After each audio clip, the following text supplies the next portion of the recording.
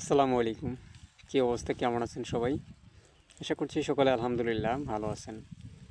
তো অনেকের মনে প্রশ্ন যে ভাই, আপনি ছাগল কেন পালন করেন? অন্যান্য খামারও তো আছে। তো আলহামদুলিল্লাহ, আমার আগে মুরগির খামার ছিল, কবুতরের খামার ছিল। তো এরপরেই আমি ছাগলের খামারটা শুরু করছি। তো এখন আবার ওগুলো আবারও জয়েন হবে, ওগুলো আবারও হয়ে যাবে। তবে অনেকের মনে যে প্রশ্ন যে পশু পাখি পালন কী কারণে করেন, অন্য কোনো পেশা নাই? তো একটা কথা হচ্ছে কি ভাই, যারা এই পশু পাখির পালনের পিছনে সময় দেয়, তাদের শুধু এখান থেকে যে পেশা এটা না, তাদের আলাদা একটা ভালোবাসা, আলাদা একটা মায়া কাজ করে এটার উপরে।